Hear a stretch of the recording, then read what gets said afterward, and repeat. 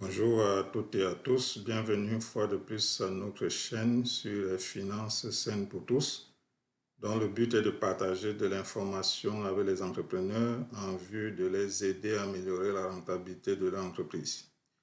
Nous allons développer aujourd'hui un sujet qui a un effet direct sur cette rentabilité, c'est-à-dire la fixation du prix du produit ou du service qui a été réalisé. Il faut d'abord se dire que lorsqu'on fixe le prix, il a un objectif à la base de dire je parviens à couvrir l'ensemble de mes coûts, ce qui correspond au seuil de rentabilité. Et par la suite, on doit chercher à réaliser du profit.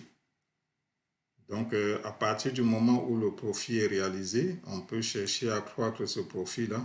Il faut être conscient que si le prix n'est pas fixé de façon optimale, on peut arriver à un niveau où l'effet devient inverse et où on retourne à un seuil de rentabilité parce que le produit ou le service a une durée de vie. Il y a une période de croissance, une période de déclin, une période de maturité, une période de déclin. Donc, il est important à la base de s'assurer que le prix qui a été fixé permet tout au moins de couvrir ou d'atteindre le seuil de rentabilité, de couvrir l'ensemble des frais. Pourquoi est-ce que nous insistons sur cet aspect-là aujourd'hui?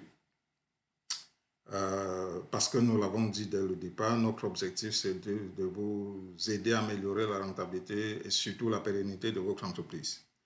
Donc, il y a des facteurs qui ont une influence sur le prix, c'est notamment le coût d'exploitation. Nous l'avons dit tout à l'heure, lorsqu'on fixe un prix, il faut s'assurer que ça permet de couvrir l'ensemble des coûts pour la réalisation du produit ou du service. Ensuite, il y a la rareté ou l'abondance du stock. Plus on a des produits en stock, plus on peut ajuster le prix pour arriver à écouler les produits qu'on a en stock. À l'inverse aussi, si le produit est extrêmement rare, on peut ajuster le prix pour s'assurer qu'on peut satisfaire un minimum de clientèle.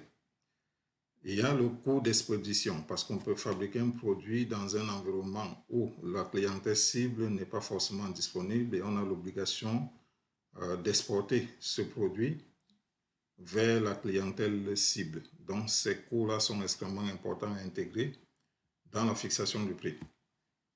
La fluctuation de la demande aussi, c'est un élément qui est important. On peut faire varier ses prix en fonction de la demande du produit. L'avantage concurrentiel est un autre élément, parce que si on est dans un marché de niche et que la clientèle a une perception de notre produit, ça peut nous aider à pouvoir fixer un prix. Notre avantage concurrentiel, notre qualité de service, notre présentation des produits peut nous permettre, le respect de nos délais peut nous permettre d'ajuster nos prix en conséquence. Et le dernier élément, et pas des moindres, c'est la perception du prix à l'égard du client. Parce que si vous fixez un prix et que le client a l'impression que ce prix est extrêmement élevé par rapport à la valeur de votre produit, ça peut avoir un impact sur votre rentabilité. En gros, nous avons 5 catégories de prix, 5 catégories de fixation de prix, ou 5 types de fixation de prix. Nous n'allons pas tous les dérouler aujourd'hui. Nous allons pour chacune des catégories identifier quelques avantages et des inconvénients. Et nous allons en présenter un ou deux aujourd'hui et poursuivre avec les autres catégories la prochaine fois. Donc aujourd'hui, nous allons parler de la stratégie de prix par majoration des coûts. Nous avons présenté une vidéo qui parlait du calcul de coût de revient. Dans cette vidéo, nous avons dit qu'une des façons de fixer le prix, c'est cette méthode qui revient aujourd'hui, la méthode par majoration des coûts. Dans la vidéo, nous avons expliqué comment on devrait calculer le coût de revient du produit. À partir du moment où le coût de revient du produit était calculé, la prochaine étape, c'était d'identifier ou de déterminer la marge bénéficiaire qu'on souhaiterait avoir et ensuite de fixer le prix basé sur le coût obtenu plus la marge bénéficiaire en pourcentage qu'on s'est fixé pour pouvoir obtenir le prix de vente du produit, sachant que ce prix de vente-là nous garantit la possibilité de pouvoir obtenir le profit désiré. L'avantage de cette méthode, c'est qu'elle est assez simple. En fait, théoriquement, elle est assez simple. Parce que je dis assez simple parce que on a vu dans la vidéo sur le calcul du prix de revient qu'il y avait certains éléments qui pouvaient être ignorés de façon consciente ou inconsciente.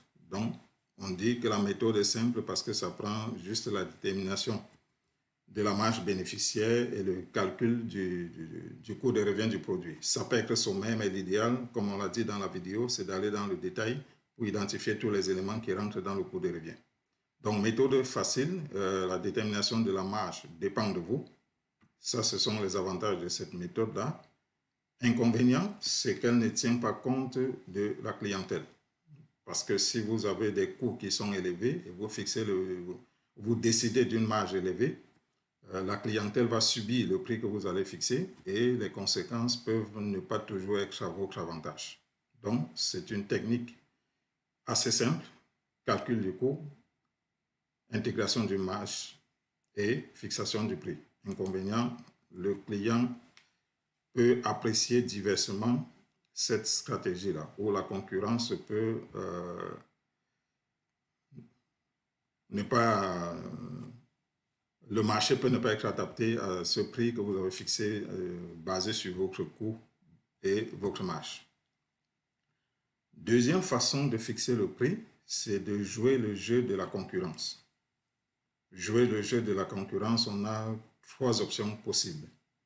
Première option, je dis, je vais maintenir le statu quo, c'est-à-dire que je vais fixer le prix équivalent au prix du concurrent. Ça se fait assez souvent dans les stations-service. Lorsqu'on vend du carburant, en général, les prix sont quasiment équivalents. Donc, dans ce domaine-là, je dis, en fait, en fonction aussi du secteur d'activité, je peux être plus ou moins contraint à une stratégie par rapport à une autre. Donc, ici, lorsqu'on parle d'adaptation ou du jeu de la concurrence, c'est de dire, c'est quoi le prix du concurrent? Je peux choisir option 1 de dire, je vais maintenir le même prix que le concurrent. Option 2, je peux dire, je vais avoir un prix plus agressif que le concurrent. Le but dans cette stratégie-là, c'est de dire, j'ai un écart par rapport à la concurrence et je veux maintenir cet écart-là le plus longtemps possible. Mais dans ces conditions-là, il faudrait que vous ayez un avantage par rapport aux concurrents. Parce que si vous avez un écart important par rapport aux concurrents sans aucun avantage, c'est sûr que vous risquez de perdre de la clientèle. Donc, on peut choisir d'avoir un prix agressif et de maintenir cet écart de prix avec la concurrence au fil du temps. Troisième option, c'est de fixer un prix indépendant. Le prix indépendant consiste à dire, je ne me préoccupe pas de la clientèle. Moi, je suis le chef de file dans le domaine. C'est moi qui vais, c'est la clientèle, en fait, c'est la concurrence qui va me suivre.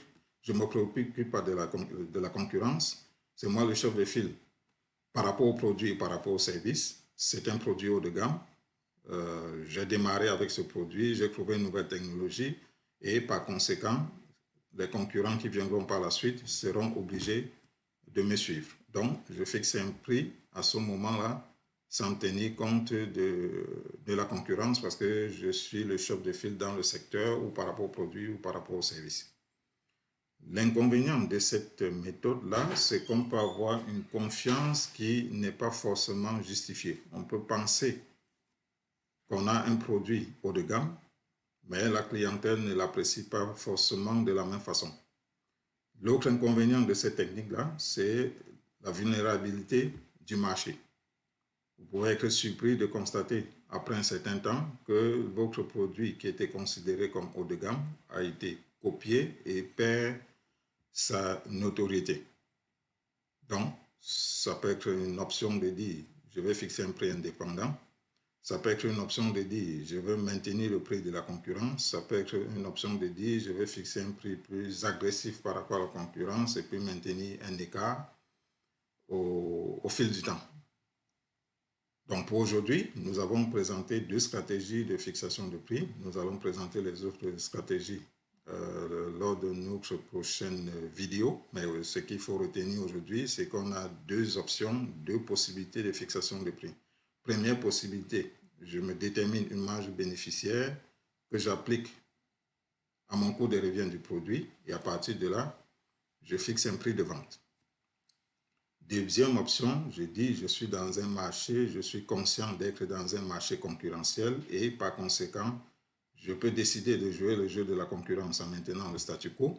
Je peux décider d'être plus agressif que les concurrents en ayant un prix plus élevé ou un peu plus bas et en m'assurant que je maintiens cet écart-là au fil du temps.